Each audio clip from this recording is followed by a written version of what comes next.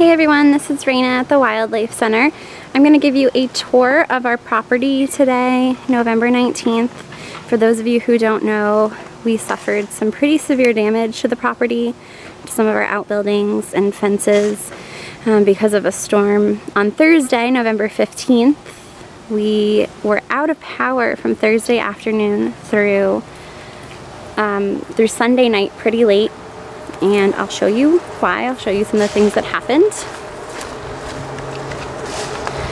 So during the storm, the trees got really heavy with ice and the soil got really saturated. So trees started uprooting and big heavy branches and entire trees started to fall down. This is a large tree that fell right into Maggie, the peregrine falcon's enclosure, and entirely smashed the back of it and the roof. And this was the first tree that we knew fell.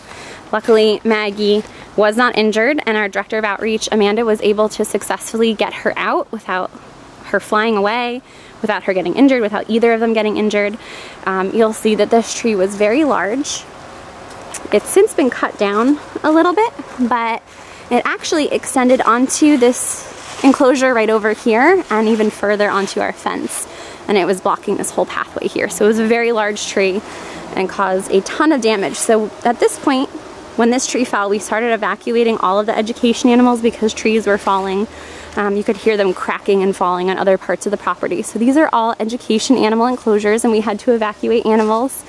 This is Dr. Ernesto, our disaster plan manager and director of vet services. Hi. Hi. So I'm going to show you what happened to the back of Maggie's enclosure. I'll let Amanda tell the story of her rescue at another time, but you'll see that this tree is entirely uprooted and it caused a lot of damage. And this door was actually crushed. We can't open it. So Dr. Ernesto cut the wire, the chain link from this so we could crawl in and out to actually rescue the other two birds, Grace and the Broadwing hawk, and Buttercup the black vulture, who also live in this block of enclosures. And this tree is blocking the path to Buddy's enclosure back here. So we had to carry him up through these woods to get him out safely. And remind you, we had to do this all as trees were basically falling around us. So it was a pretty stressful situation. And there are some places where trees didn't crash through the enclosures, but they're leaning against them, or parts of them had fallen onto the railings or the roof. So some of those have been cut away. We've had a tree company out already to do some of the work for us, and our president, Ed Clark, came to get rid of parts of the trees that were basically blocking the pathways or the driveway around the front of the building and the back of the building. But we still have a lot of work that needs to be done. So we have not moved the education animals back to any of their enclosures at this point. They all are outside, but they're in patient enclosures elsewhere because we don't want to stress them out if there's continued work in this general area, like chainsaws, loud noises. So everyone has to be out of their little homes for right now. I want to show you another tree that fell that was pretty scary. So I mentioned that we had to carry Buddy in a crate. That was Dr. Ernesto, Dr. Peach, and me. We carried his crate down here through this pathway back to the building, through one of these doors. And as we got to right in front of the building, this tree over here, you can see right there, it fell. And it fell, it ended right about here. So the top part of the tree landed just a few feet from us. That was pretty scary. But we were able to safely get him inside and get everyone else evacuated and situated, but we had no power still, so it was a few days of us just taking care of animals, basically in the dark and the cold.